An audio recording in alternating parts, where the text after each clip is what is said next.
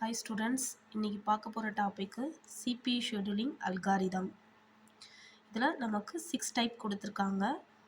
First one FCFS, that means first come first served scheduling.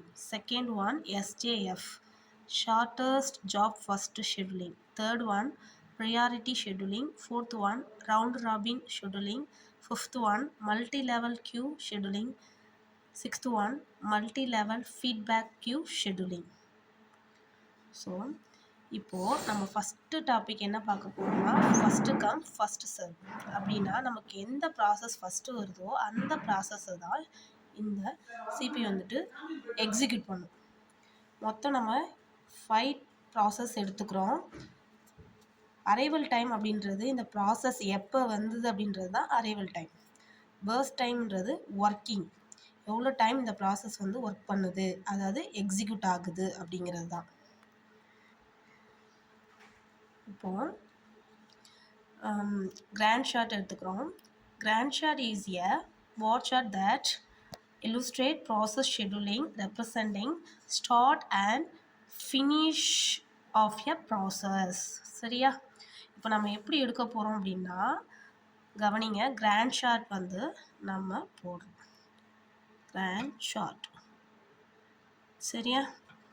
First one இதில் arrival time எது நமக்கு கம்மியாக இருக்குது, எது ஃபஸ்ட்டு வந்திருக்குன்றதை செக் பண்ணும்.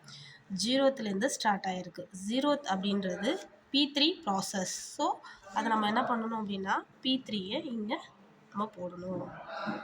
எப்போ ஸ்டார்ட் ஆகுது? 0லே ஸ்டார்ட் ஆகுது. அதோட ஒர்க்கிங் டைம் அப்படின்றது பர்ஸ்ட் டைம். ஒர்க்கிங் டைமை நம்ம இங்கே போட்டுக்கணும்.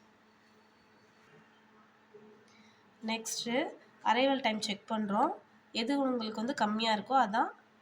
அப்போது இதில் பார்த்தீங்கன்னா 3ன்றது அரைவல் டைம். நெக்ஸ்ட் ஒன் இப்போ 3க்கு நேராக என்ன ப்ராசஸ் இருக்குது? P1. ஸோ நம்ம எடுத்துக்கணும். அப்போ அது வரைக்கும் நம்மளோட ப்ராசஸ் வந்து ஐடியலாக இருக்குது. ஸோ அதையும் நம்ம மென்ஷன் பண்ணணும். இப்போ எந்த செகண்டில் P1ன்றதை உள்ளே போடணும். P1. இப்போ P1ஓட அரைவல் டைம் என்னது? 3. ஐடியலாக இருக்கிறதுனால லெஃப்ட் ஹேண்ட் சைடு மறுபடியும் என்ன பண்ணணும்? அரைவல் டைமை போடணும் எப்போ ஸ்டார்ட் ஆகுதுன்னு.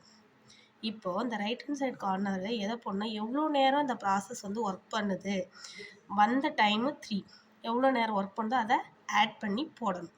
சரியா? அப்போ ஒர்க்கிங் எங்கே இருக்குது? 3க்கு நேராக 4. அப்போ 3 + 4 4னா 7. இதை இங்கே போட்டுக்கணும். நெக்ஸ்ட் செக் பண்ணு.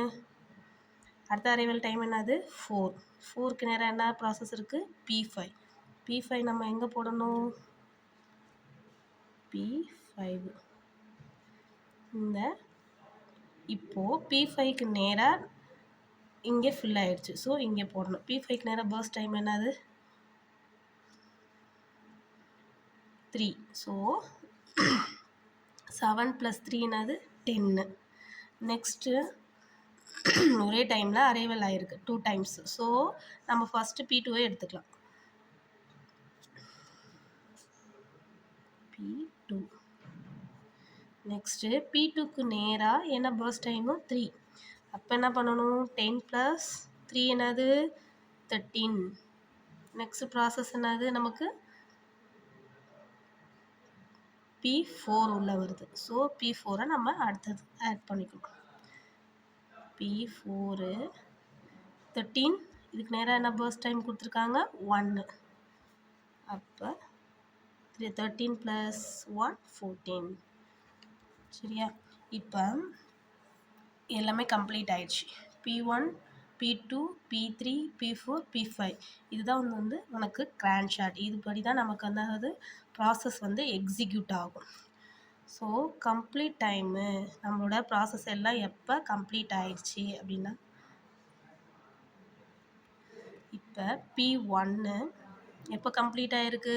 இப்போ இங்கே இருக்குல்லப்பா, இதை போடக்கூடாது. நமக்கு இந்த ப்ராசஸ் வந்துட்டு எப்போ கம்ப்ளீட் ஆனது பார்த்தீங்கன்னா இந்த P1 எங்கே இருக்குது? இங்கே இருக்குது. ஸோ 7 ms நமக்கு ப்ராசஸ் கம்ப்ளீட் ஆகிருக்கு.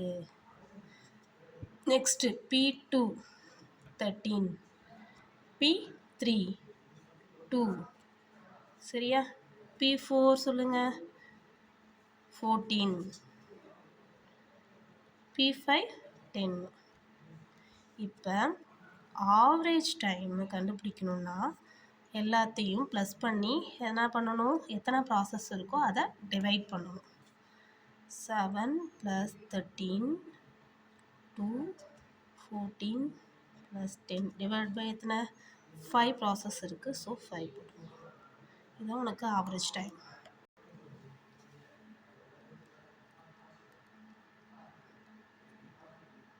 நமக்கு ஆவரேஜ் டைம் வந்து 9.2 மில்லி செகண்ட். இதுதான் ஒவ்வொன்றுக்கும் நம்ம ஆவரேஜ் டைமை எடுக்கணும்.